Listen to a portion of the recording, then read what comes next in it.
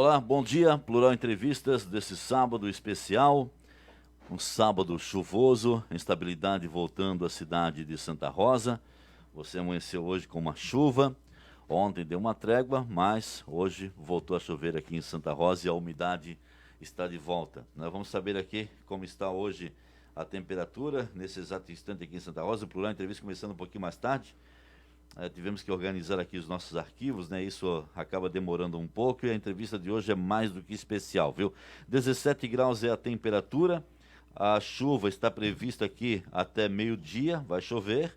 A umidade relativa do ar em 86%, a sensação térmica de 17 graus é a sensação térmica. A temperatura atual é de 17 graus também.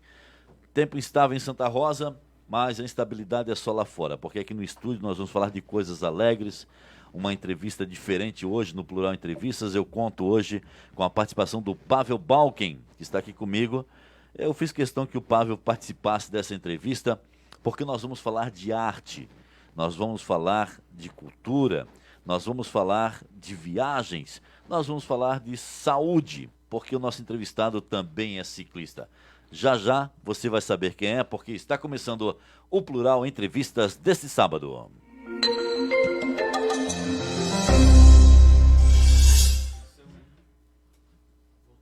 Quem não gostaria de fazer viagens pelo mundo? Todos, até eu. Quem não gostaria de ter talento para criar? Todos. Alguns têm, outros não. O talento, ele sempre é diferenciado. Cada um tem o seu, a sua visão, e acaba se expressando isso nas artes, seja na escultura, na pintura, no desenho, no bordado. Tudo é arte. E hoje nós vamos falar de arte. E uma arte que está presente nas ruas aqui da cidade de Santa Rosa, como, por exemplo, na rótula do Tafarel, Juan Canter.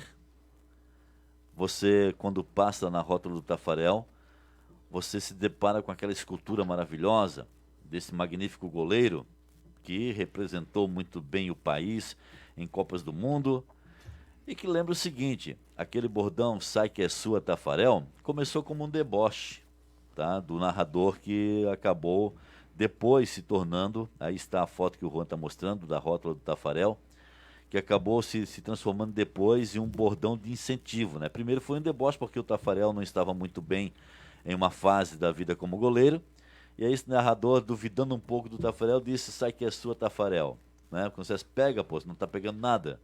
Aí de repente ele começou a pegar todas, né? E levou o Brasil aí, né, a ganhar uma Copa do Mundo. Que maravilha. E a rótula do Tafarel tem essa escultura que você acabou de ver. E sabe quem é? Quem é o escultor que assina essa escultura? Está conosco aqui hoje. É Jefferson Rossi Furtado. Bom dia, seja bem-vindo. Bom dia, Silvio. Obrigado pelo convite aí. Eu é que agradeço e fico imensamente feliz de você ter aceito, de estar aqui hoje no Portal Plural, no Plural Entrevistas, com você que é muito conhecido aqui pelas tuas obras, quando passam ali na rótula do Tafarel ou qualquer outra rótula da cidade aqui que tem uma obra tua, sabem que foi você que fez, né? E agora você está aqui comigo, na minha frente. É um prazer imensurável ter você aqui na bancada para nós conversarmos sobre essas tuas obras, sobre essa criação. E comigo aqui, Pavel Balkin, que é sobrinho do Jefferson Furtado, e por isso que eu fiz questão de convidar o Pavel para participar dessa entrevista com a gente hoje. Pavel, bom dia. Bom dia a todos do Portal Plural. Eu quero saber como você está entrevistando o teu tio aí. Eu tô feliz, né? O tio sabe disso, sempre chama até lá para ajudar. Eu vou lá, olho as obras. Tu vê quando ele começa a fazer uma obra e no final é uma coisa inacreditável. Não tem muita explicação, assim, é só olhando. É verdade. Jefferson Rossi Furtado. Meu querido, assim, o Juan fez uma pergunta para você aqui fora do ar. Eu disse: não tem que perguntar nada fora do ar, homem, tá? Você gosta de viajar, né? Isso é uma coisa que já vem de longa data, né? Lá da adolescência, né? E viajar e de bicicleta principalmente, né? Adoro viagem, mas também de bicicleta muito mais. Eu sempre quis pegar uma artista no pulo, acabei de pegar o Jefferson. Perguntei: você gosta de viajar, né? Ele já pensou que era o ciclismo, a viagem que ele fez pelo mundo. Mas tuas obras de arte. Também. Né? Que é uma viagem também, É uma né? viagem. Porque quando tu começa uma encomenda, um projeto, alguma coisa, tu não tem nem noção para que lado se atirar, porque o material que eu uso é sucata, né? E aí o mais legal do fazer a obra é tu sair garimpar o material que tem por aí, né? Olha, enquanto o Jefferson vai falando para mim aqui, Juan, você pode ir rolando as fotos, porque são muitas fotos, tá? Muitas fotos. E eu vou até colocar o meu notebook aqui de frente para o Jefferson, tá? Para ele também ir acompanhando. Dá para ver aí? Sim. Dá? Vamos acompanhando aqui também. Então o Juan vai colocando as fotos. Juan, pode ir rolando as fotos aí que nós vamos conversando com ele, tá? Bom, você falou que é sucata, realmente, né? É um material que para trabalhar não é fácil, né? A sucata, você transforma ela, né? E eu vejo nas tuas obras, como você está vendo aí, ó, o dinossauro que ele fez, são obras que você procura sempre manter a harmonia entre as peças, eu estou correto? É isso. Tem que ser bom para os olhos de quem vê, né? Uhum. E durante a construção tu vai olhando, como é aos poucos, cada dia ou conforme vai o trabalho, tu vai olhando, vai observando, isso aqui não tá bom assim, é um quebra-cabeça que tem que dar certo para quem vê goste, né? Eu sou amante por artes, né? Eu tenho lá em Florianópolis as minhas irmãs, a Patrícia e a Jaqueline, que são talentosíssimas. Eu mostrei para você alguns desenhos das minhas irmãs, né? E convivi muito com elas fazendo arte, né? E sempre admirei o talento. Olha só essa aí, uma lixeira, tá? Isso. As ideias vão surgindo como em você, Jefferson? Dentro do contexto de material, até às vezes as coisas acontecem, né? Às vezes, geralmente vem uma ideia o que eu poderia fazer, mesmo que hoje eu só consiga fazer encomendas, porque como eu tenho outro trabalho, eu me envolvo também durante o dia, eu não sou um artista que trabalha só com arte, não é né? exclusivo só de Não. E eu vou fazendo encomendas, e com essas encomendas que eu recebo, o pedido que eu recebo, eu vou observando tudo na minha volta, nos lugares que eu vou, isso aqui ficaria bom naquela peça, isso não, isso sim. É uma busca de material para fazer dar certo, né? E aí tu vai acontecendo, as coisas vão dando certo e vai... Tem peças, materiais lá que às vezes estão 3, 4 anos atirados num canto lá, que estava só esperando para aquela encomenda que vem, né? É bem interessante, é muito... As muito coisas doido. comungam. Isso. Vão conspirando a favor. Vão conspirando a favor. E por isso que quando eu começo, às vezes eu nem sei para onde começar. Eu boto a minha roupa de trabalho lá e sem planejamento, sem nada. Aí tá lá o material, eu simplesmente começo a catar o que tem lá e as coisas vão dando certo, vão encaixando. E o Jefferson tem obras que impactam muito aqui a cidade de Santa Rosa e a região também, né? E Pavel Balkin, vamos entrar na entrevista aqui, vamos entrar na nossa conversa. Em que momentos você participou com o teu tio aí dessa criação dele? Porque são obras gigantescas, né, Pavel? São muito, muito grandes, principalmente na hora de carregar, né? O Pavel sabe disso, né? Muito pesado. Quem é que tu vai lembrar nessas horas? O sobrinho, né? O sobrinho fortinho, vamos lá, vamos carregar. Vamos ajudar. Mas eu queria perguntar assim, tio, tu sempre trabalhou praticamente em mecânica, né? Autopeça, eu sempre trabalhei. Foi ali que começou, como é que começou, assim, a primeira obra que você fez? Bom, a primeira obra, eu tenho ela ainda comigo. Eu não tinha intenção de ser artista, nunca tive, na verdade, de trabalhar com arte. E as coisas foram acontecendo, né? E no local que eu trabalhava, eles, na época de setembro ali, fizeram um galpão crioulo. E eu pensei, puxa, podia enfeitar isso com alguma coisa, né? E comecei a juntar escapamentos e fiz um cavalo e um gauchinho pequeno. E coloquei lá, pintei, ficou bem legal. E o pessoal começou a elogiar, achar bonito aquilo, uma coisa diferente, porque era uma arte que para a época não se via. Tu se enxergava obras de arte com sucata quando via alguma coisa do artista Paulo de Siqueira. Tipo em Criciúmal, Porto Alegre, alguns lugares, Santa Catarina tem muita coisa dele. Era o único tipo de arte de sucata que se enxergava, né? Era desse pessoal. E aí eu comecei a fazer isso. E a brincadeira ali, que sem intenção nenhuma, começou a criar corpo. E daqui a pouco alguém me encomendou o cisne, o borrego, como se for borrego, o nome dele eu não sei, lá do cisne, me encomendou o cisne. Foi a primeira venda que eu tive, né? O cisne que está lá na frente, na entrada do cisne. Sim. Você, opa, gostei da ideia, né? Aí eu não sabia nem soldar direito, eu fazia aquilo assim meio daquela maneira ali do que eu conseguia.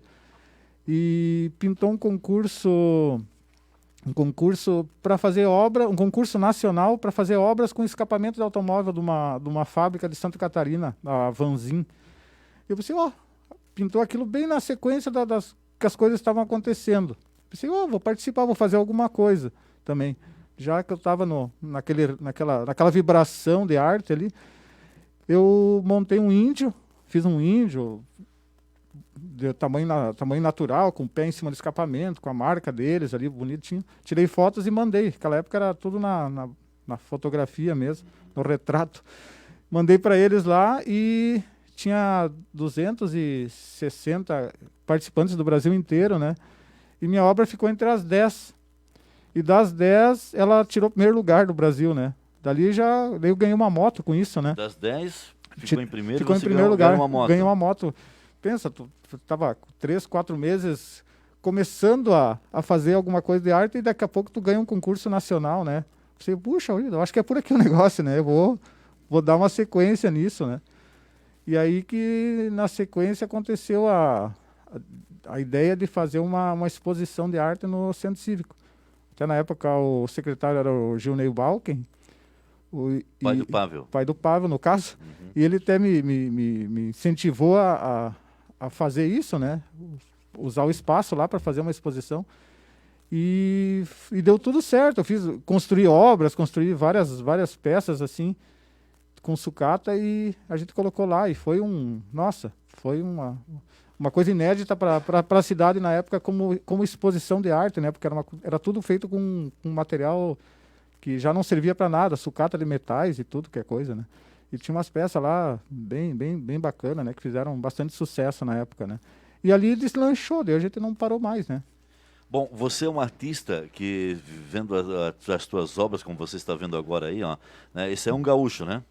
Isso, esse está no CTG Chama Crioula lá. No CTG Chama Crioula. Quantos pesa essa obra aí? Olha, exatamente, deve ter em torno de 2 toneladas. 2 né? toneladas, pois é. Você é um artista que se diferencia por isso. Porque tem artistas plásticos, escultores, artistas plásticos, escultores, que gostam de fazer obras pequenas, no máximo até o tamanho normal dela. Você já extrapola isso, né? Você tem várias obras com tamanhos gigantescos, o dinossauro, o gaúcho, né? Também tem a própria imagem do Tafarel, da rota do Tafarel, que o Juan já mostrou aqui. Daqui a pouco volta. Esse gaúcho tem quantos metros esse gaúcho? Tem 6 metros. 6 metros. Quase 7. O que te motivou a fazer obras tão gigantescas assim? Porque eu até acho, né, que é difícil encontrar material para tudo, né? Não, na verdade o material é uma questão de tu correr atrás. O material tem muita coisa que é descartada, né? Aí eu vou em oficinas, eu vou em metalúrgicas, eu vou de atrás do que eu preciso, até pela encomenda, que uma peça dessas ficaria bem, um retalho, alguma coisa assim. Eu vou lá numa metalúrgica assim ali. E vou conseguindo o material, né? Vou para fazer. Mas você se diferencia por isso, você faz peças pequenas e peças grandes. Peças pequenas e grandes. Eu pessoalmente, eu prefiro fazer peças grandes. Sabe? Não porque elas aparecem mais, mas eu acho mais gostoso de fazer, de ver, criar corpo. Tu tira foto lá de 2 pedacinhos de peça lá no chão e vai montando, ó, e vai vendo criar corpo e a coisa fica grande e tu tá... E aparecendo assim é como se estivesse dando vida para alguma coisa, aquele monte de entulho lá de ferro lá que está lá no chão, né? E a coisa vai acontecendo e é bacana de olhar isso, né? Porque vendo as fotos aqui do Jefferson Furtaz, pode ir rolando aí, por exemplo, essa foto aqui, ó, né? Pode parar nessa foto agora, Juan. É uma foto de o que é isso aqui, Jefferson? Então, vamos, qual é a próxima que você tem, Juan? Um faraó? O faraó. Um faraó, muito bem. Uma inspiração da onde? Das suas viagens? Na verdade, não. Na verdade, essa é uma peça que eu fiz, que é uma peça antiga que eu fiz para a exposição no Centro Cívico. Essa no também. Centro Cívico? Porque eu queria tirar coisas diferentes, assim, bem variadas, né? Deve ser, um faraó, sempre aquela imagem de arte do faraó, né? Vou fazer o meu faraó, o meu estilo, né?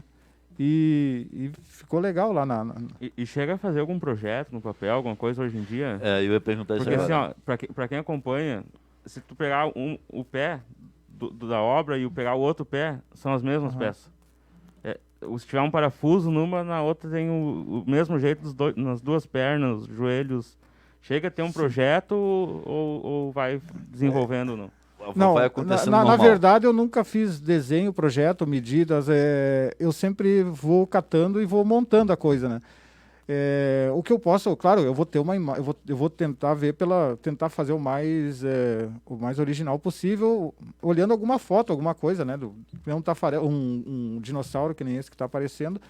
Eu tenho que ter mais ou menos uma noção de como é que é o tamanho do pescoço, essas coisas, mas isso é só visual. Daí eu vou montando sem medidas, né? Não uso nada de desenho, medidas, proporções, essas coisas. Eu vou montando e vou olhando. É tudo no olhômetro, né? Juan, para na vaquinha, tá? Porque a gente tá com a foto da vaquinha aqui, uma lixeira, né? E você coloca animais ali, né, com formato de animais para uma lixeira. Quando o Pavio me falou, olha só a lixeira que o tio criou, né? Ele falou assim para mim. E eu disse, cara, é incrível isso, né? Você utiliza a tua arte para chamar atenção para o meio ambiente. Isso aí também é uma vaquinha. Tem duas na cidade, até duas lixeiras que foram encomendas que o pessoal queria, que o pessoal que é da área, trabalha com veterinário e coisa, e queria alguma coisa nesse sentido. E eu pensei, puxa, vou tentar fazer. Os pedidos são muito, muito doidos, assim, porque o pessoal, quanto menos espera, alguém pede uma coisa assim que tu não tem nem espera e tu nunca fez algo assim. Isso que é o bacana de criar, de fazer, porque tu vai fazer uma obra que tu nunca fez. Não é que nem montar não é que nem uma serralheria que tu monta uma janela, tu tem as medidas, dá tudo certinho lá, faz como tu sabe lá e fica bom. Agora, fazer uma coisa que tu nunca fez ali, né? Tentar dar corpo, criar aquilo ali, que é o mais legal. É que nem a vaquinha faz sucesso, a vaquinha, o pessoal passa, acha. Coloca a vaquinha lá de novo para mim, Juan. Tá no ar, a vaquinha. Essa vaquinha. Um tambor de máquina de lavar roupa ali. É o quê? Um tambor tambor tambor interno de uma máquina de lavar roupa. E aí tem de tudo, tem peça de fogão, eu utilizo de tudo, peça de bicicleta. Alguém encomendou essa peça para você ou você criou? Essa foi uma encomenda. Foi encomenda? Uma encomenda, isso. Ela tá na Rua São Luís ali. Tá. A pessoa encomendou e colocou na frente da casa. Isso. E outra pessoa viu, gostou da ideia de vaquinha, lixeira, encomendou outra que tá perto do Stock Center lá também. Ah, é? Tem duas na cidade ali. Aqui perto, quando eu vou para casa, tem uma casa ali que tem um cachorro. Também é sua aquela obra ali, não? Não sei, acho que não. Não, tá. Não. Eu te perguntei, o Pavio também não sabia. Muito bem. Então você vê que o Jefferson Furtado é um artista bastante diferenciado. É artista mesmo, viu, gente? Daí é autodidata, né? Então, é autodidata. Eu nunca fiz como ele contou, faculdade de arte, nunca foi minha intenção ser artista. As coisas foram acontecendo e foram fluindo e eu tô continuando já há muitos anos nessa lida aí. Hoje eu tentei contabilizar esses tempos de obras que eu já fiz, entre obras pequenas e grandes. Acho que dá mais de mil obras, né? Contando mais de 1000? Mais de 1000. Porque as grandes aparecem, o pessoal vê por aí, né? Aquele dinossauro foi para onde? Esse dinossauro está perto do parque. Perto do parque, exposições ali numa rua, né? Parque aqui de Santa Rosa? Sim. É do Bertaniro, o proprietário do dinossauro, né? Tá dentro da residência, né? Isso, aparece do ele é não proprietário da Ideal Diesel. Legal. Encomendou um dinossauro para você? Um dinossauro, porque ele tem um ambiente bem bacana lá, com uns coqueirinhos, ele botou ele no meio, assim, ficou show de bola. O Pablo estava me contando que para colocar as peças no lugar lá, ele teve que fazer muita força. Sim, o Pablo me ajudou muito, né? Porque às vezes, mesmo no tafarel... Olha só o tamanho. Qual o tamanho desse dinossauro? Qual é a altura dele? A altura dá 5 metros. 5 e comprimento também dá 7 metros e pouco. Ó, Juan, essa foto que o Jefferson está em cima do dinossauro, só que a outra foto, Juan, que aparece ele de frente. Eu quero que você congele para mim essa foto. O Juan vai mostrar uma foto em que o Jefferson está em cima do dinossauro, mas aparecendo de frente, não de lado. A outra, essas estão em cima do caminhão. É que nós temos um delayzinho aqui rápido, né? Um delay. Então o Jefferson, o Juan Canter, que é o nosso Twitter, vai mostrar. Essa aí mesmo, pode congelar essa foto. Lá atrás do dinossauro, lá atrás, gente, ó, você pode olhar lá atrás, tem uma aranha. E essa aranha, ela ficou em exposição aqui no Centro Cívico e depois ela foi para a praça. né? Ficou Isso. quanto tempo na praça essa aranha? Ficou meses ali, vários meses, porque era para alguma intervenção artística que o pessoal fez das Sim. artes, né? E eu colaborei com essa aranha, ela era preta, até eu botei um amarelo porque ela aparece mais para quem passa, a criançada passa na frente de casa, olha. E essa aranha tá onde hoje? Não, ela tá comigo lá, essa é minha, eu coloquei, Ah, é minha você aranha. não vendeu essa? Não, até não fiz, claro, se alguém quiser comprar, vendo, mas eu fiz mais com o intuito de exposição mesmo e para colocar no meu pátio lá, né? Mas isso é assim, que nem tem uma lixeira que apareceu antes que alguém passou lá na frente, gostou, podia me vender. Eu disse, mas é minha lixeira. Não, mas tá bom. Daí eu vendi, fui lá para Criciúmal até. Ah, E assim as tá. coisas acontecem, né? Ficou sem o lixo. Ficou. A parte... A outra lixeira, Juan. É, a outra eu tive lixeira. que fazer outra daí para mim lá. A outra lixeira, vamos mostrar aqui a lixeira que ele vendeu, então, que ele fez para ele e a pessoa gostou e vendeu. Mas, assim, Até a movimentação, né, na frente da casa, o pessoal que passa Isso. lá, tira foto. O mais bacana é a criançada, né? Esse assim, eu tô trabalhando às vezes lá, com alguma peça grande lá fora, eles param, daí, tio, Ivo, o que tá fazendo? E querem saber, né? Ó, essa lixeira você vendeu. Essa faz anos que eu tinha ela e alguém passou lá, gostou e levou. Não, e é Tá lindo bom, realmente, levar. né? Olha só, o que ele fez? tipo de um- Aproveitou aro de veículos, Isso, né? E o Pavel tem razão nesse detalhe, o Pavel é bastante detalhista, né? sim. É razão, a peça quando está de um lado do outro, ele acompanha, você faz questão disso, né? Isso, eu cuido muito isso para ter uma harmonia, né, no visual da coisa, né? Quanta força você fez, Pavel, para ajudar o teu tio? Ah, muito. É. Eu prefiro fazer as fotos. Por isso que ele é saber musculoso, assim, olha, cada arte. E, além de Santa Rosa, onde é que é o lugar assim que tem peças do Jefferson? Olha, eu fiz muita encomenda para tudo que é lugar aí, mas eu tenho peça em Nova York, inclusive, né? Nova York? Nova York tem peça. Já teve ano passado, foi uma peça para exposição lá. E esse ano eu tenho a peça tá lá em Nova York. Foi para exposição e ficou lá. Olha, aqui, por exemplo, o Mauro Pereira falando, grande abraço, Jefferson, lembra da Kombi e do kart que você fez para mim? Campinas, São Paulo. Ah, sim, claro que lembro, mas o Lembra? Mauro, grande Mauro. Obrigado, viu, Mauro? Valeu. Ele encomendou para você? Sim, ele encomendou. A combizinha e um kart que ele corre também, de kart, lá em São Paulo. E aí ele me fez o pedido lá e desenvolvemos um kart. Bom, o teu pequenininho. trabalho, olha só, o Jeep. eu tô com um delay aqui, tá, ô Juan? Você pode ir rolando as fotos, a gente vai falando aqui. O que vai aparecendo, a gente vai falando, O Jeep tá? eu fiz em torno de, olha, sem exagero, uns 30 Jeeps. 30 Jeeps? Miniaturas, Eu tinha um evento no parque, um evento internacional dos jipeiros, aí eu também fiz troféus para eles, né? Aí fiz bastante Jeep. Vou Tudo falar- que é tipo... Isso é incrível, né? Peças pequenas com sucata, peças grandes com sucata. Olha, por exemplo, o ciclista, por exemplo. O ciclista, você se espelhou em você, né? Esse foi uma auto. Essa peça também. Do kart também. Essa- Ô, Juan, pode ir rolando que a gente vai falando aqui, ó. Enquanto nós vamos conversando, Juan, você vai rolando as fotos agora, tá? muita gente encomenda para dar de presente, Para né? dar de presente. E Presente. quem quiser, de repente, tá vindo aí o Natal, quiser encomendar uma obra para o Jefferson Furtado, daqui a pouco nós vamos passar o telefone dele, e-mail, tudo para você poder encomendar. Pode encomendar, né? Claro que sim. a Pode? gente faz, né? Obras grandes é a especialidade dele, viu, gente? Obras gigantescas é a especialidade dele, É né? o que a gente gosta. Por que você tem mais carinho para essas obras gigantescas, Jefferson?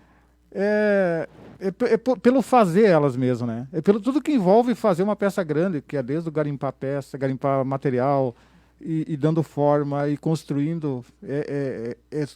E o tempo que tu leva, tu se apega na obra. Tem peças que eu já levei, dá para dizer, 9 meses para fazer exatamente, Nasceu. né? Daí tu vê criar corpo e tá ali, tá viva. Daí vem o guindaste, vê o guindaste puxando, levantando, que nem o dinossauro. Teve que ser tirado de lá do meu pátio, que é mais baixo, com guincho, né, com guindaste. E sempre tem aquela preocupação, porque é tudo peças de tudo que é ferro fundido, com aço, com tudo que é tipo de material grudado ali. E tem que levantar e aquilo não pode quebrar, né? E aí que nem no caso do dinossauro, para minha alegria, eles içaram ele, não caiu um parafusinho, uma porquinha, colocaram em cima do caminhão e deu tudo certo. Isso né? eu falava com o Pavel, né, Pavel, aqui no intervalo, antes do programa ir pro ar. Olha só, uma sanfona também. Percival, isso foi encomendado, né? Foi encomenda pro pai da pessoa que me encomendou, né? Legal. Ele gosta de gaita. Eu falava com o Pavel aqui o seguinte, Pavel, mas o teu tio, ele é completo na obra dele, porque assim, ó, eles estão içando o gaúcho, né?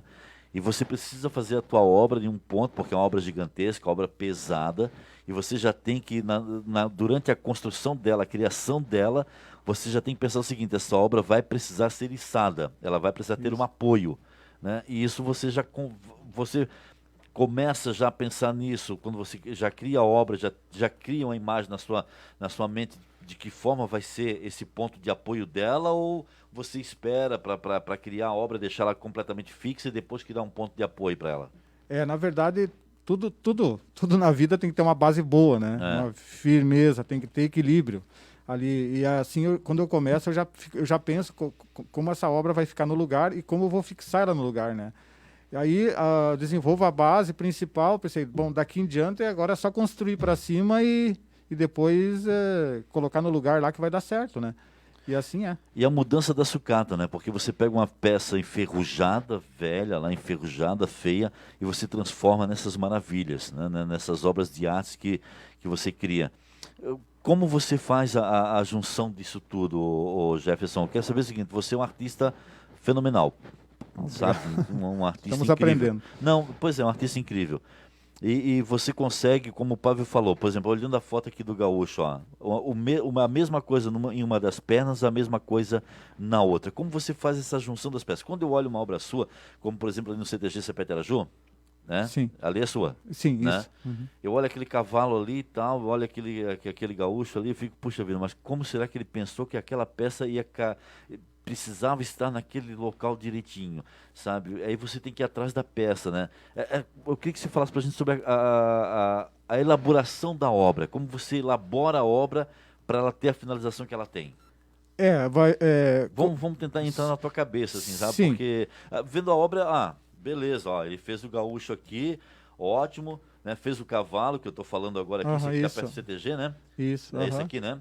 Ele fez o cavalo, fez o cavaleiro aqui e tal. Mas assim, ó, para unir essas peças todas, isso é claro, é obra de artista, a gente sabe disso. Mas uma precisa estar em conformidade com a outra. Isso, no final das contas vira uma amarração, é como uma casa sendo construída, com o formato que se coloca os tijolos, a firmeza que ela dá. E o material, tem muita coisa que eu vou colocando ali, vou soldando, adaptando, cortando se preciso. Mas tem muita coisa que até às vezes é engraçado durante a montagem da obra, que ficou um espaço lá, X lá, geralmente não é um espaço com a medida certinha. Aí tu tem uma peça lá, tu junta, aquela peça dá bem certinho lá, sabe? Tem coisas que acontecem durante a construção que é até engraçado, parece que aquela peça tinha que estar ali naquele lugar, sabe? Uhum. Ela veio para ficar ali e ela encaixa que às vezes, se tu forçar, tu não precisa nem soldar ela, que ela fica de tal maneira firme ali, que se não mexer, ninguém fazer nada, não cai e fica ali firme mesmo. E isso eu só completo com minha solda ali para dar garantia, né? Mas é interessante porque a obra acontece conforme o material que eu vou conseguir naquele momento, naquela época, o que vai me aparecer na sucata da metalúrgica, na sucata do automóvel, o que surgiu naquele momento que eu tenho essa encomenda. Eu vou usar aquilo que eu tenho no momento. Quem sabe, se fosse em outro período, eu teria outra sucata e a obra ia acontecer também de maneira diferente. Juan, essa foto do Tafarel aí. Pode congelar essa foto do Tafarel. Deixa essa aí, Juan, deixa essa aí. Essa foto que eu tenho aqui agora é o Tafarel no dia da inauguração ali da rótula do Tafarel. Ali está o goleiro Tafarel, a esposa dele, os filhos, né? E o Pávio estava falando ali, né, Pávio, que o Tafarel tem uma miniatura Isso. que você deu para ele. Na verdade, foi uma encomenda da esposa dele. Foi um Natal lá que ela quis dar um presente. E ela encomendou, eu fiz um Tafarel ele tem 1 metro, 1 metro de tamanho, de comprimento. E essa obra está na sala de troféus dele em Porto Alegre, ao lado de um arco. Até apareceu no Globo Esporte ano passado, ele dando entrevista, e a obra está lá ainda, lá bonitinha, lá na sala de troféus dele, né? Mas também foi uma obra bem legal, ficou bem bem bacana essa obra, né? Ela gostou muito, né? Tem uma entrevista com o Alex. Essa obra aí, ó, essa aí. Essa tá na sala de Tem mais ou menos troféus. 1 metro essa obra? 1 metro de comprimento. Está na né? casa do Tafarel. Na casa no apartamento dele em Porto Alegre, né? Como é que é para você, Pávio, ter um tio que é um artista, como nós estamos vendo aqui, incrível, e ter obras que estão na estante de alguém que tão famoso como o Tafarel? Como é que é? Até que nem eu digo pro tio, né? Eu brinco com ele. É uma coisa assim que tu fica admirado de ver, né? De estar junto, estar participando. Ali eu vou às vezes fazer fotos, né, pra ele, nas obras, assim, eu já me sinto fazendo parte daquilo. Daí a única coisa que nem eu brinco com o tio, o ruim de tudo isso, que eu vou lá, daí às vezes tem uma pecinha lá, eu vou e pego, levo para casa uma escultura, uma coisinha pequenininha para mim, que é o que eu digo para ele, que isso aqui vai valer quando morrer, porque o artista não é valorizado. Concorda? Isso é o artista. Todo artista é complicado. O escultor leva em torno. Eu li alguma coisa que é 70 anos para ele ficar famoso, né? Ou seja, ele não vai desfrutar dessa fama do que vier das artes. Né? Tanto que se for lá em casa tem um monte a ideia não é essa. tema. Eu nunca tive pretensão e nem gosto. Eu acho que tem que cuidar muito, porque se vê muito artista vaidoso aí que, nossa, quer tá na vitrine sempre aparecer. Mas eu não sou assim no meu estilo de ser. Mas é legal, que nem o Pablo participa, às vezes vai lá, às vezes eu chamo ele, Pablo, vem cá dar uma olhada, ver o que eu estou fazendo. Aí eu estou fazendo lá, esse tempo eu tinha um galinho que eu estava fazendo lá, eu estava construindo de Pablo, o que é isso? Ele dizia, não, isso é um cachorro, né? Ele gosta de me judiar também, né? Sempre tá... Não, tem que nem eu participo, agora vou ter que colorir ali uma obra para ele. Tem a obra, daí tem que pintar, né? Isso, eu vou, boto no computador ali, boto as cores, tudo, para ver como é que se encaixa melhor. Então, isso, ele me auxilia nessa parte. Isso. Essa parte de... Como é que eu posso falar? De design. De design quando tem, principalmente quando precisa pinturas, que eu preciso ver, tem coisas que tu tem que ver antes como é que fica, para não jogar lá para ver fazendo, depois não fica bom, né? Uhum. E às vezes para ver se dá uma harmonia boa, principalmente em peças coloridas, porque hoje em dia... Ele faz um esboço de cores para você. Ali. Hoje em dia quase eu não faço mais obras com cor, eu deixo o aço mesmo para dar uma originalidade, jogo um verniz em cima para dar o brilho e as peças têm dado certo, assim, sabe? O pessoal tem gostado até mais do que às vezes uma peça muito colorida, né? E a gente com o tempo vai aprendendo um pouco, como eu não tive formação artística, às vezes isso até falta, né? Para mim, às vezes algum conhecimento de como fazer a obra. Tem obras que eu fiz e não gostei, ficou ruim mesmo, sabe? Tem coisas que dá certo, mas nem tudo dá certo. Às vezes ficam umas coisas que não são boas pela tua falta, às vezes, de conhecimento na parte da arte mesmo, né? Mas isso, para mim, eu vou aprendendo com o tempo, olhando, conferindo, vendo alguém fazer, ou até escutando um professor de arte, às vezes comentando alguma coisa. Eu sempre procuro absorver tudo que vem para mim, né, nesse sentido. Juan, você mostrou agora há pouco aí, já deve ter passado para você, a foto de tipo 2 As enormes, antes do carrinho, tá, Juan? Antes do carrinho. Tá? Essa está na rótula aqui no centro da cidade, né? Isso, não do carrinho, a outra. Tá na Ferramis com a Quero ali, bem na rótulazinha. Tá, bom, o Pavel falou da falta de valorização do artista, né? Fala assim, valoriza quando morre, depois que morrer vai valorizar. Né? Isso, Juan, congela essa foto aí pra gente. Tá, essa foto aí, foi essa aí que o Pavel teve que fazer força e muita força para ajudar a colocar, né? O Pavel acabou de falar isso agora, você disse que realmente isso acontece, mas você se sente valorizado pela tua cidade?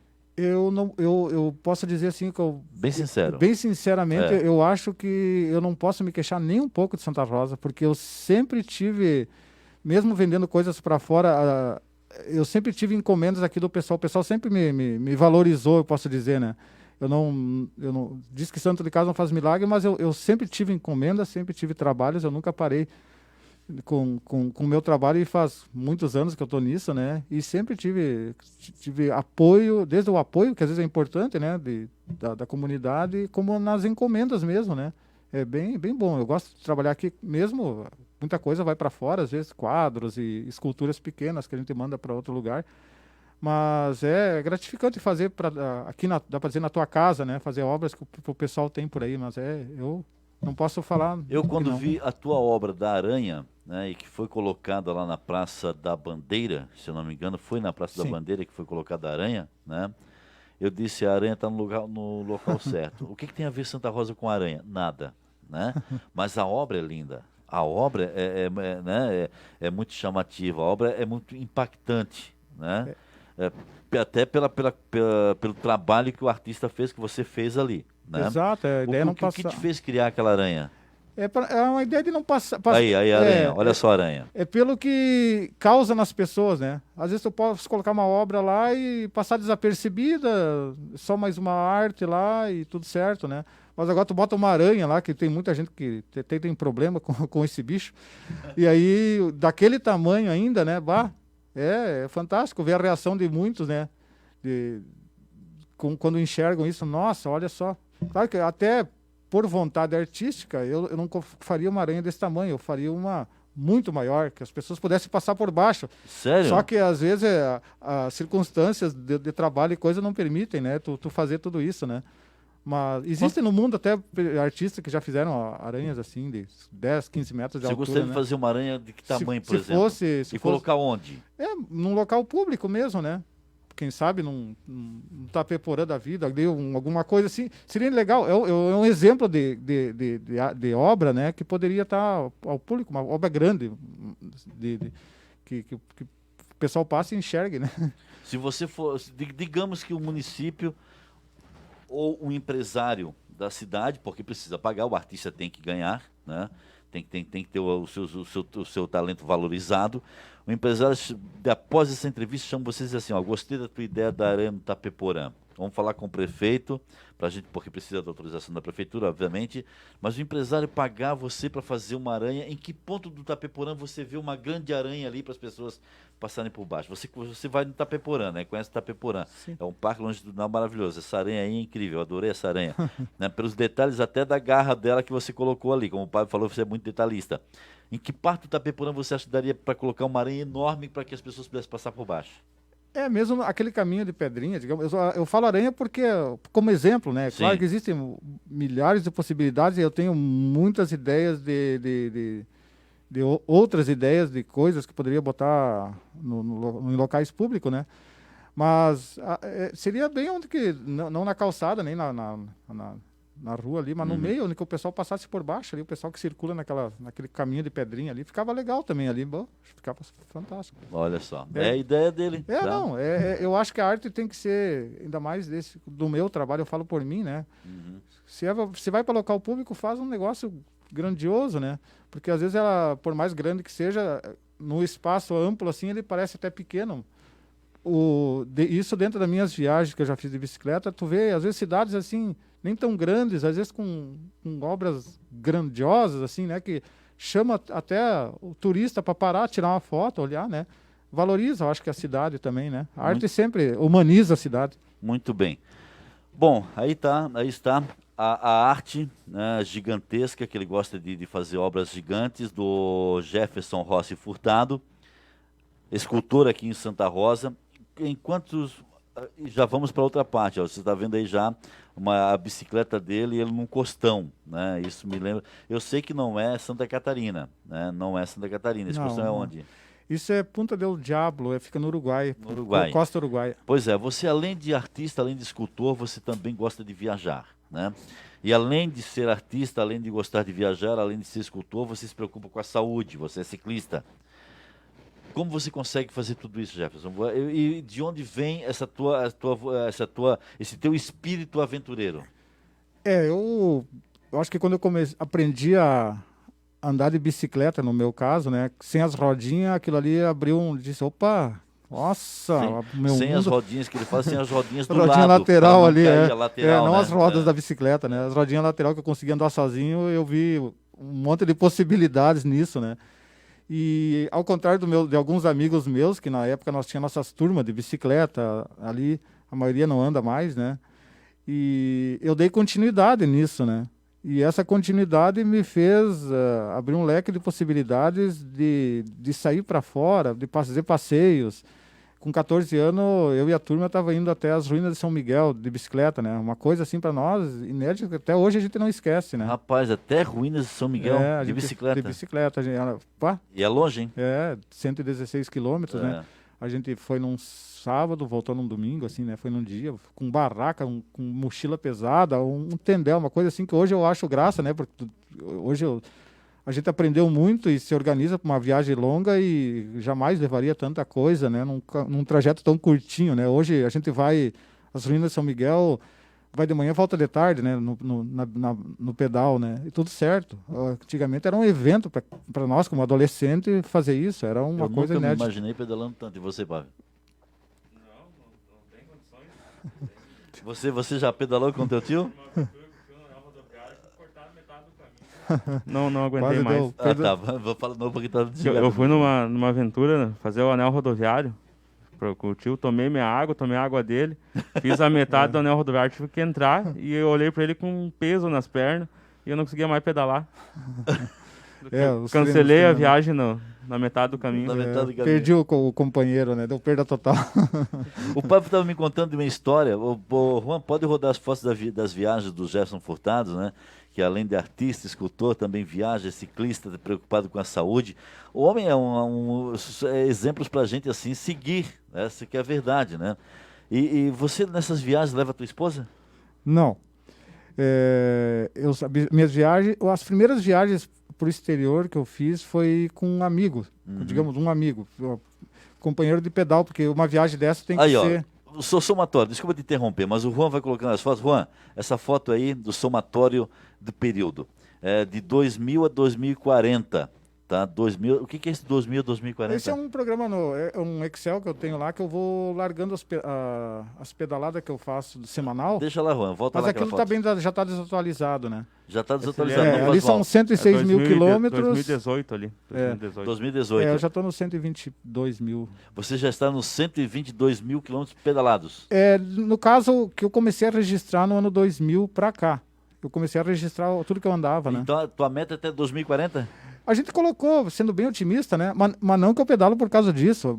Não, eu né? sei. Não é para juntar número ou fazer, para dizer depois, pedalei tantos mil quilômetros, né? Mas para mim é interessante saber, Você fez uma né? projeção para você. É isso, É interessante. Um controle legal, Ele né? fez uma projeção de 2000 a 2040, os quilômetros pedalados, né? E o tempo utilizado. Agora o tempo utilizado ali, 4.864. É isso mesmo? É isso que na época eu tinha já pedalado, em horas, né, pedalada, e a quilometragem que eu pedalei. Até ali, né? Até nessa data ali.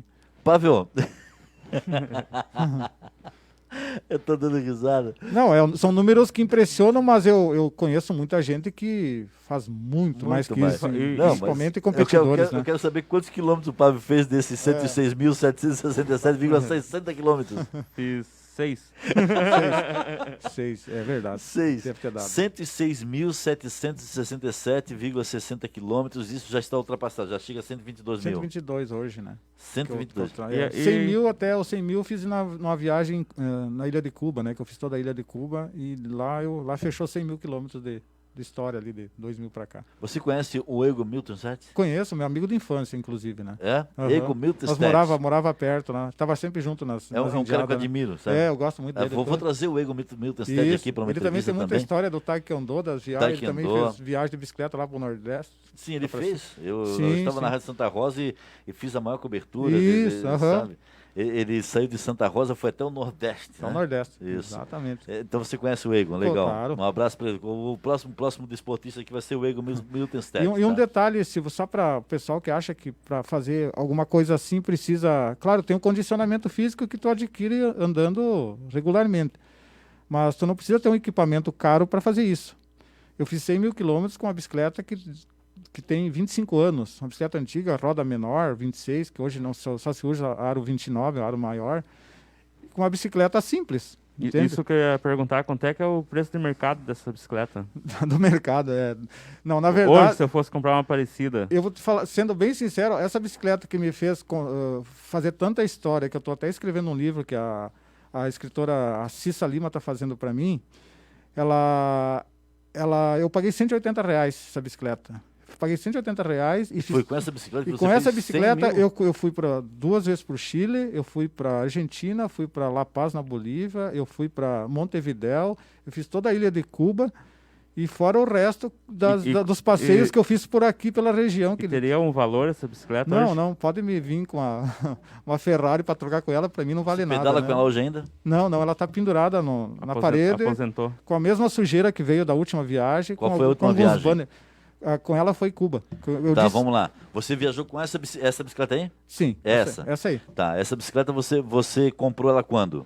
No ano 2000. Ano 2000. Ano 180 reais. R$ 180 custou a bicicleta. Isso. Tá. Hoje, se alguém te oferecer R$ 50 mil. Não, para mim não tem não é preço, não é valor, sabe? É outra, Ela tem a história, né? tem história, nossa, isso aí para mim, nossa, não tem tudo que digamos que eu tenho de valor agregado de vida interessante para mim, que a bicicleta proporcionou, foi com ela que eu fiz, né? Eu não vou entrar em detalhes das outras que eu já tive muita bicicleta na vida. Mas essa aí me levou e nunca me deixou na mão, sabe? Me levou para tanta história. 3 vezes as cordilheiras. Claro, furar pneu furava, que é normal. Isso né? alguma vez ou outra acontecia, mas detalhe, só isso. É. Atravessei 3 vezes as cordilheiras com ela, e fora um monte de história legal que eu tenho com ela, viagem sozinho com ela. Nossa, Muito bem, vamos lá. Por onde você passou com essa bicicleta? Vai lá, 3 vezes as cordilheiras. Uma história que te lembra essa bicicleta nas cordilheiras. Puxa vida. Uma história. Eu sei que tem várias.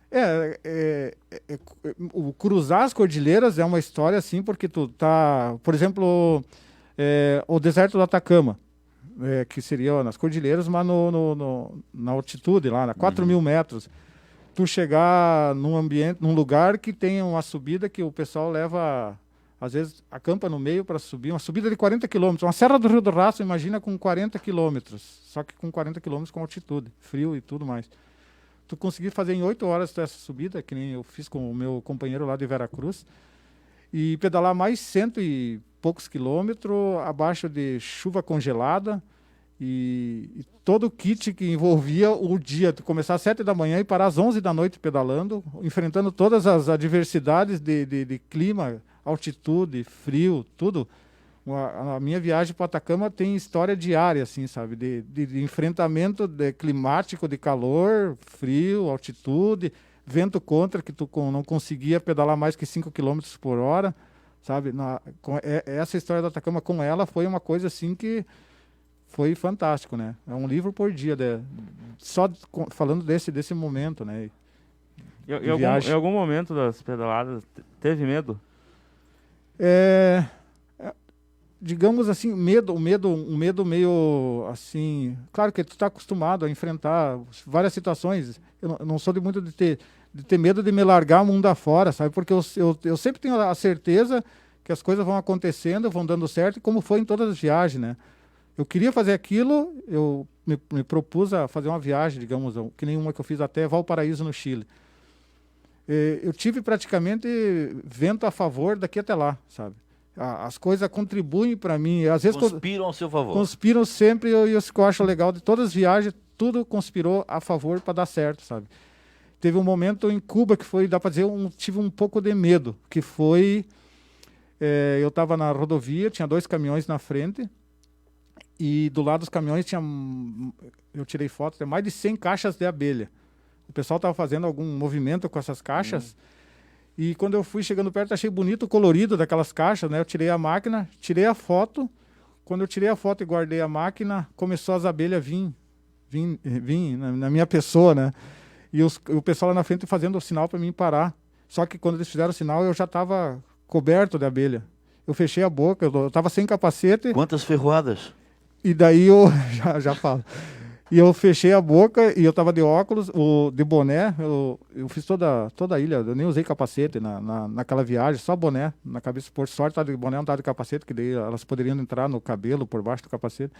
E quando elas começaram a grudar em mim, eu baixei a cabeça e pedalei como nunca, né? Era uma moto passando, né? Quem visse, com toda a carga, né? E em algum momento lá, eu estava preto de abelha. Eu não tinha abelha por tudo. Se tirasse a foto, eu ia ter uma camada de abelha na minha frente, assim, do corpo, por tudo. E eu pensando, se tomar uma picada, aquilo ali causou um medo porque do perigo que é, né? Lógico. E aí, aos poucos, eu fui saindo daquilo e as abelhas foram saindo. E quando eu estava já um quilômetro para frente, assim, que eu disse, não acredito que nem uma picada, né? E aí eu levei uma picada na nuca, que tinha uma abelha que se ajeitou, ficou mal ajeitada, coitadinha, na nuca e me picou, né? E aí eu parei ali, me ajeitei, me organizei. Pô, e parei para pensar, não acredito que eu consegui passar por isso, né? Porque passar por tudo aquilo, não tomar nenhuma picada, né? Teve algum As proteção. abelhas, literalmente você ficou cheio de abelhas. De abelha, teve outra situação no Paraguai, no Chaco paraguaio, que é um local assim, nossa, pensa no lugar, se tu acha Santa Rosa um lugar quente, vai pro Chaco, lá tu vai achar aqui tranquilo, né? É muito quente, é plano, é uma umidade no ar, é um sertão, como se fosse um sertão de linha reta e não tem nem nada no caminho, tu tem que se encher de água, tu tendo água, tu tá rico lá, como o pessoal diz, né? E aí, num determinado momento lá, eu escutei um barulho, um ronco, assim, alguma coisa assim, eu fui chegando, daí que eu fui dar conta que era uma nuvem de gafanhoto, coisa que a gente só ouve falar ou vê, né? Quando eu vi, eu estava andando numa estrada de areia, e das lateral, no chão, por tudo, era gafanhoto, e aquilo começou a sair das lateral da estrada e fechar em cima, assim, ó. Eu não vou dizer que escureceu, né, para mim, a quantidade que tinha, mas ficou perto disso. Olha, foi muito, uns gafanhotos grandão, gigante, né? E eu ia indo com a bicicleta, eles iam saindo, né? Não vinham Em cima de você. Em cima de mim, né? Mas foi uma experiência bem doida, assim, inesperado. E isso que é uma viagem de bicicleta. É tu acordar de manhã e saber, assim, o que temos para hoje, né? Tu pensar, nossa, vamos ver o que vai acontecer. E acontece muita história, muita coisa no caminho. A jornada que em si é o que tem o valor da coisa, né? Porque cada dia tu aprende a viver o dia, de verdade, assim, sabe? Tu sai de manhã, o que vale é hoje. Ontem já era, amanhã não interessa. É hoje, tu tem mais noção disso, mais noção disso do que tu tá na tua rotina aqui, que nem eu tenho minha rotina de trabalho, de horário, tudo, né? Porque eu não trabalho só com arte. Mas é muito interessante quando tu sobe na bicicleta, tu se transforma e entra noutra dimensão de vida, sabe? Porque daí tu enfrenta tuas coisas, que o inesperado vai acontecendo, e geralmente são coisas, às vezes, muito interessantes que vão acontecendo, desde pessoas que tu conhece, de locais que tu passa, as imagens que tu traz junto das fotografias, tudo isso tem um valor assim bem bacana. Né? Eu vou ter que agendar uma entrevista com você para você contar só as aventuras. Sério? Porque são quantos países? Só chamar. São quantos países? Vamos lá. Uruguai, Argentina, Paraguai, Bolívia, Chile e Cuba.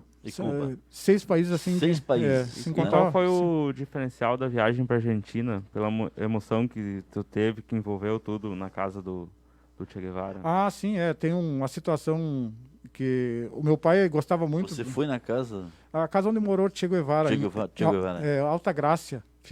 O nome da cidade é Alta Grácia. É como se fosse nossa cidade de Gramado, assim, é uma cidade meio de serra, assim, que o pessoal vai para lá, assim. Mas como meu pai gostava muito de Che Guevara, era fã, nossa, eu resolvi fazer uma homenagem para ele, que foi levar as cinzas dele, depois que ele foi cremado, e largar lá nessa casa, né, dele lá.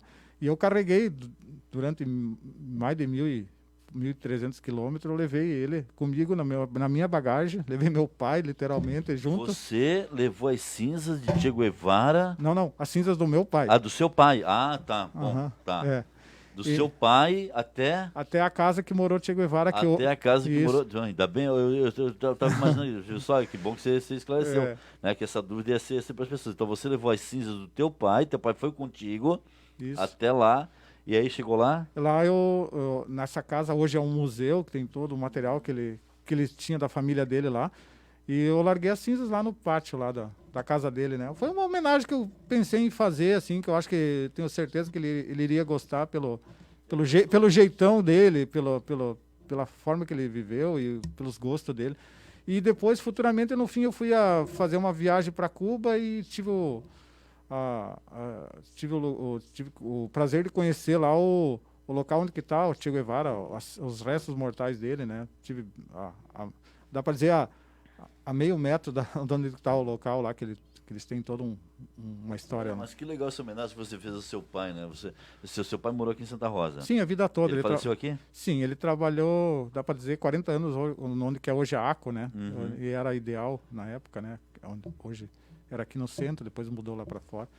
quantas histórias, né? Dá Ele pra tem muita ficar história aqui. também. E ele, talvez, eu puxei dele um pouco essa história de viagem, de gostar de aventura, porque a vida dele como supervisor técnico da antiga Ideal era viajar. E ele viajava, ele saía daqui com um Fiat 147 e ia até a Bahia, né? Ou para o Paraguai, ou para tudo que é lugar, dar assistência para as máquinas novas que eles faziam, né? Gente, eu vou ter que um dia agendar mais uma entrevista com você para você contar das aventuras. Ah, porque tem muita eu imagino, coisa, né? para quem viajou 6 países de bicicleta, né? De bicicleta, tem muitas aventuras. Tem. O Ego Miltenstedt, por exemplo, quando eu entrevistei o Ego, quando ele foi lá para o Nordeste e voltou, eu falei, tá, me conta um ponto que você disse assim, ó Deus está junto comigo aqui, né? Que está me ajudando. Foi quando ele disse que estava com fome, né? E de repente viu, tinha um mamão lá, um pé de mamão dando bobeira na via. E no Brasil, Banana também. pra onde é que o tio já foi, assim, no... Não, viagem assim de algum. A gente fez muito passeio, já fui em muitos eventos por aí, né? Mas a viagem mesmo, de montar o alforge dentro do Brasil, eu não fui. Até por um pouco de medo, porque eu sei que se eu ir para Argentina, ir para Uruguai, Paraguai, Bolívia, eu vou viajar e provavelmente não vai me acontecer Tem medo de nada. viajar dentro do Brasil? Dá um pouco de medo pelas histórias que a gente escuta às vezes, né? Qual a diferença dos motoristas, assim, em estrada, entre o Brasil e os outros lugares? Tem alguma diferença? Existe alguma diferença? A diferença é bem radical, eu posso dizer assim, comparando, né? Eu posso dizer que o nosso motorista brasileiro e aqui, ele é vou ser bem franco, é o mais mal educado que eu conheço. Não, você tem que ser em franco mesmo, todas as tá? viagens que eu fiz, o pior motorista, eu tenho medo de quando eu venho de viagem, que eu ando como eu ando lá fora, nos outros lugares, eu ando assim e não dá para andar como eu ando lá fora, porque aqui o pessoal passa perto, tira fininho do ciclista, né? Não existe um respeito, assim. Está melhorando pela quantidade de ciclistas que tem e, de certa forma, quando tu tem alguém da família, algum parente, alguém que está pedalando também, tu já cuida mais. Mas quando não te envolve ninguém, que tu não tem nada que ver, as pessoas realmente têm muita... Eu tô só generalizando, não quer dizer que todo mundo é assim. O problema é que aquele pouquinho que faz isso, ele coloca em risco a vida das pessoas, né? Das pessoas, é. Só que é bem chato tu sair daqui, que nem eu fui uma viagem que eu fiz até La Paz. Uma viagem que, nossa, foi uma viagem fantástica. Foi uma viagem que se eu não tivesse feito as outras, pego todos os perrengues das outras, eu não tinha conseguido terminar, porque foi muito difícil a parte física, sabe? O psicológico me ajudou a chegar e a parte física foi uma coisa assim, porque foi bem difícil, 1.000 quilômetros quase de subida, sabe? Até chegar a 4.000 e poucos metros. Mas falando sobre a segurança, ainda continuando, eu saio aqui, caio na Argentina no pedal, se eu quiser andar em cima do meio da pista, eu vou andar e ninguém vai me passar por cima de mim. Se vier um motorista, ele vai diminuir a velocidade, vai passar devagar por mim, vai abrir lá para o lado. E assim é em todo o percurso, toda a jornada. Em Cuba, por exemplo, que é onde eu posso dizer que é o pessoal mais educado nesse sentido, assim, de cuidado. Teve um momento lá numa curva que eu estava pedalando em cima da pista, que eu tinha 2 caminhões e um ônibus atrás de mim, devagar, não me passavam, porque era curva, não era permitido ultrapassar, e eles estavam devagarinho, na minha velocidade praticamente, até eles ter um ponto de visão que eles pudessem ultrapassar. E quando eles eles ligaram o pisca, foram lá para outra pista, bem educado, ninguém me olhou feio, sabe? Eu podia simplesmente ir para acostamento, mas como é o costume do povo lá fazer assim, todo mundo se comporta dessa maneira, porque sabe que o pessoal respeita, eu fiz como me adaptei ao local que eu tô, né? Como sempre, né? E o pessoal ultrapassou, ninguém me olhou feio, continuaram a viagem deles. E as pessoas, assim, receptividade, como é, que muitas vezes tem que acampar, tem que bater na casa de alguém, às vezes para pedir alguma coisa. As viagens são muito, muito assim, como eu disse, né? É o dia. Tem dias que eu chego da tardinha ou à noite numa cidade, eu vou para um hotelzinho lá, um hotel. Tu não vai atrás de luxo, porque fazer o que eu faço é bobagem, né? Gastar com hotel.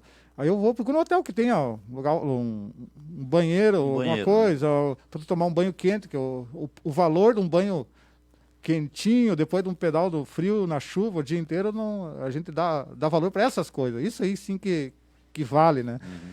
E aí, num dia tu tá num hotel com televisão, às vezes no quarto, tudo certinho. No outro dia tu tá na barraca, lá no meio do deserto, lá acampado lá, né?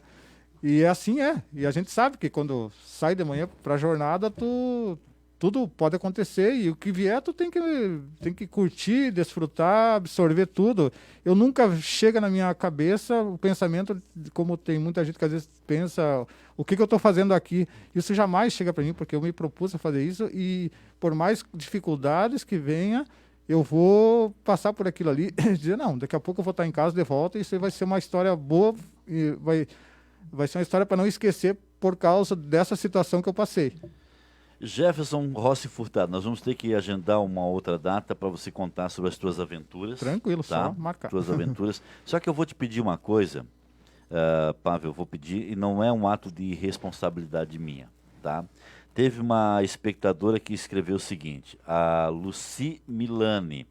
Parabéns pela entrevista, isso é muito importante. Eu conheci as esculturas e não sabia quem fazia. Que legal de conhecer. Jefferson, tira tua máscara para que as pessoas possam te ver. Aí está.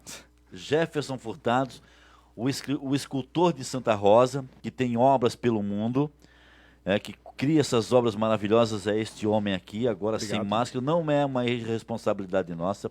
Eu e o Pavel continuamos com a máscara. Nós temos aqui como é que é? O ionizador, tá? O estúdio está protegido, temos um ionizador aqui. Mas já que essa telespectadora eu não conhecia, está conhecendo então Obrigado o pelo Jefferson carinho. Furtados.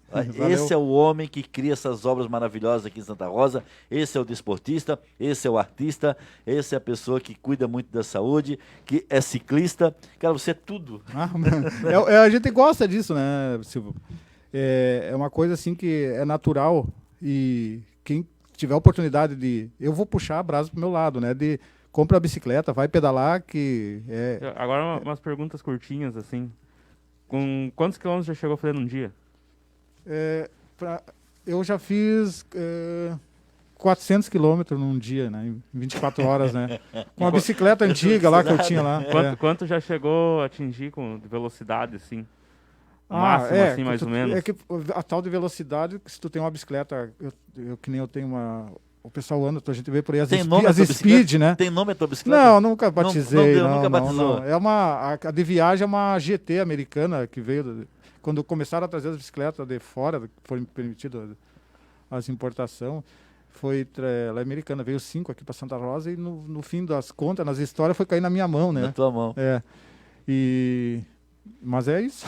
Que eu sei que tem um grupo, o pessoal de ciclista aqui em Santa Rosa, que eles têm percursos, né? Sim, que eles competem entre eles, viu, Silvio? É aplicativo, né? Tem um aplicativo que dá o ranking de quem fez a expedicionário, por exemplo, mais rápido. Tanto tempo, daí tu cai no ranking lá, tu pode estar o primeiro lugar, segundo, vai te dando. Sem tu estar competindo com alguém, né? Eles competem assim saudavelmente, né? Não tem nada mais na brincadeira. Isso, Tem o Strava, que é um aplicativo bem interessante, que é usado no mundo inteiro, né?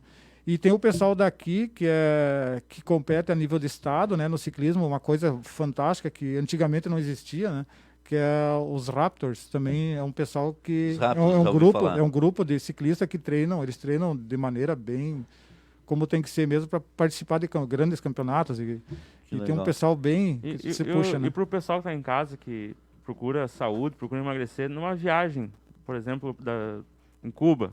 Quantos quilos chega a perder numa viagem dessas? Cuba, eu não tive... alimentando bastante, né? Cuba, eu posso dizer assim que foi a viagem mais, fisicamente mais fácil. Por ser ilha, é mais plano. Só que o detalhe, assim, foi a expectativa, né?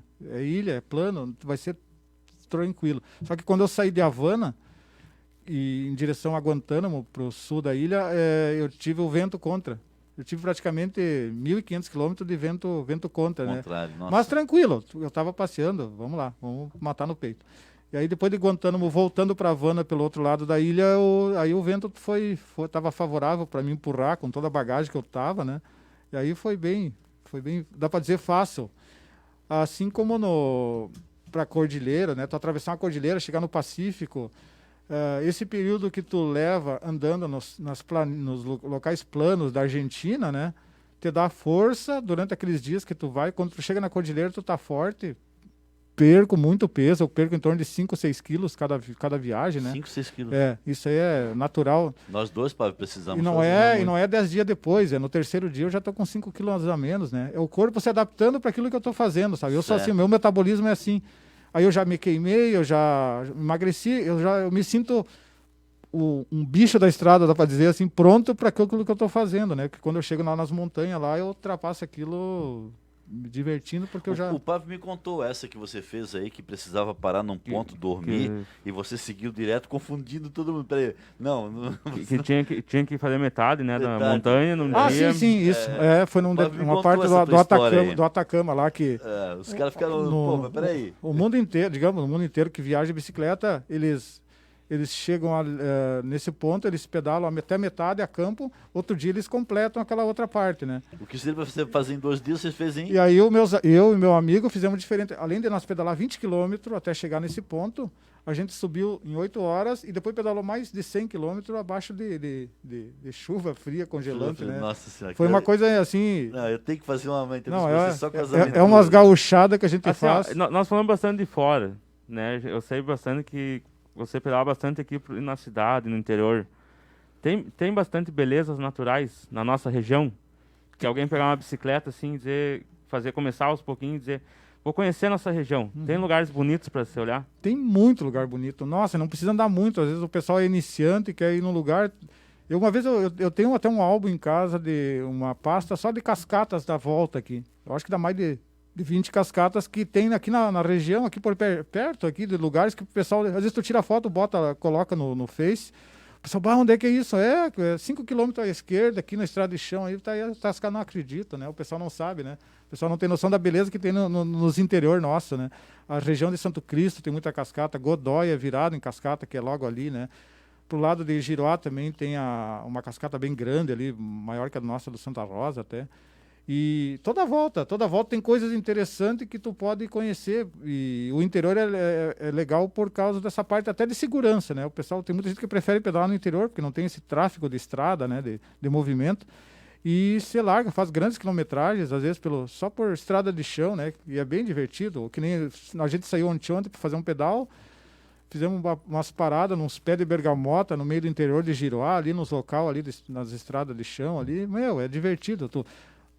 Tudo que tu adquire, que tu absorve com a bicicleta é fantástico, desde a amizade, desde o estilo de vida. Tem muita gente que às vezes começa a pedalar e está tomando 10 remédios. Esse meio ano depois que ele não parou, ele não está tomando nada, não precisa de mais nada. É tudo uma questão de fazer teu corpo movimentar de maneira saudável e prazerosa, né? Se nós fosse tomar um chimarrão com o Jefferson para olhar as fotos, quantos chimarrão que nós ia ter que tomar? Puxa vida. Cada viagem minha, eu adoro fotografia, tanto é que cada volta de viagem eu faço uma exposição no Sesc. Tiro 100 e poucas fotos e coloco lá para o pessoal ver os lugares que eu passei. Separa 100 e poucas. Mas é 3.000 fotos cada viagem, 2.500, 3.000 fotos. Nós íamos tomar uma caixa d'água cheia de chimarrão. Aqui tem um comentário aqui até do Ferson Furtado. Esse é meu pai. No caso é meu filho.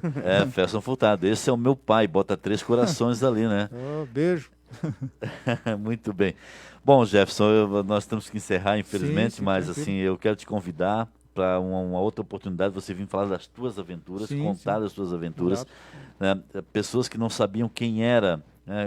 Sabiam que existia a obra, mas não sabiam quem era o artista, o autor da obra. Agora já sabem, né? Me Obrigado, sinto muito feliz em ter você aqui no Plural Entrevistas, com o teu sobrinho, o Pável, né? Que falava sempre de você para mim, dizendo, vamos trazer o teu tio aqui, vamos trazer. Hoje foi o dia, né? E eu fiquei muito feliz de você ter aceito todas essas tuas obras, esse depoimento. Só que tem uma coisa que eu quero perguntar para você para encerrar. Que livro é esse? Quando vai sair esse livro? O que vai contar nesse livro? Esse livro foi uma proposta da escritora Cissa Lima, quando eu voltei da Ela é de onde, Cissa Lima? Ela mora aqui em Santa Rosa. Aqui em Santa Rosa. Quando eu fiz a viagem para a Bolívia, eu fui diariamente, quando eu conseguia, eu narrava o dia no Face lá, botava hoje, saí de tal cidade, enfrentei isso, e para mim era uma narrativa, mas para quem lia era muito interessante, porque estava viajando junto você comigo, escrevia, né? ou era uma narrativa em voz? Não, narrativa escrita. Escrita, né? E ela achou muito, minha amiga, achou muito interessante aquilo. Eu disse, mas isso aí nós temos que colocar num livro, né? Aí na volta da viagem a gente se entendeu ali na história do livro e está construindo. Agora eu dei uma parada nele, mas a ideia é esse ano terminar a escrita, terminar o livro, E lançar quando? Porque a ideia era fazer um livro só das viagens. Só que aí o que acontece? tu começa a falar de viagem, não tem como linkar outras coisas da adolescência, viagem, passeio, brincadeira, tudo que aconteceu com bicicleta. É tanta história legal que tu vai lembrando. E eu fui colocando. E no fim isso se tornou quase uma biografia, sabe? Biografia onde eu uso a bicicleta como estilo de vida e tô levando ainda até hoje, até onde eu puder, né? E não quero largar disso, porque proporciona só coisa boa, né? Cissa Lima. Isso. Cissa Lima, você está escrevendo e ela está fazendo Toda a montagem, toda a montagem. tudo que precisa do livro, né? Porque eu não sou um escritor, no caso, né? Aí eu estou tentando colocar nas minhas palavras de uma maneira interessante para quem lê, não só uma narrativa fria, assim, uma coisa legal para quem está prazerosa. ouvindo. Prazerosa, para a pessoa querer continuar, saber o que aconteceu ali na frente naquela viagem, naquele passeio. E tem uma data para lançar esse livro? Vai ser lançado? Não coloquei data, até para não ficar numa pressão de terminar, para não deixar de fazer ele de uma maneira tranquila. Mas você pretende finalizar esse ano ainda? Eu quero finalizar, não falta muito, na verdade. Como vai se chamar o livro?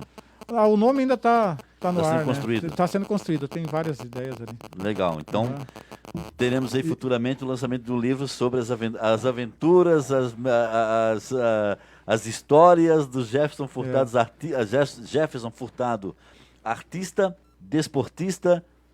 Isso. Estamos aí, né? Tudo, até do motocross já foi.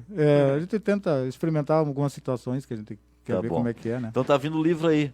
O livro que vai contar as aventuras, vai contar a vida do Jefferson Rossi Furtado, esse escultor de Santa Rosa, que faz obras maravilhosas. Quando você passar pela rota ali, a rótula do Tafarel, é dele a obra, do goleiro Tafarel. Quando passar pela rótula na Ferramis ali. Da Ferramis, aquela obra é do Jefferson Furtado. Tem mais alguma outra aqui na cidade? Tem dois CTGs, o skatista. O skatista que fica no Parcão? Na pista de skate ali da frente do Nacional. Mercado no Parcão, no Parcão. E tem o Cisne lá na entrada da cidade. Olha só, quantas obras tem do Jefferson Furtado? Pode passar ali na Giroá e olhar também perto da UPA.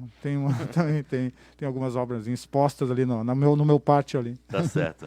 Obrigado. Muito bem. Foi um prazer te receber aqui. Todo meu. Que bom falar sobre isso, sobre bicicleta, sobre arte. É muito bom, né? E agora o pessoal conhece o lado pessoa do próprio artista, né? Você é um artista que é escultor, mas é preocupado com a saúde, porque ciclismo é saúde, né? Sim. Tem essa preocupação.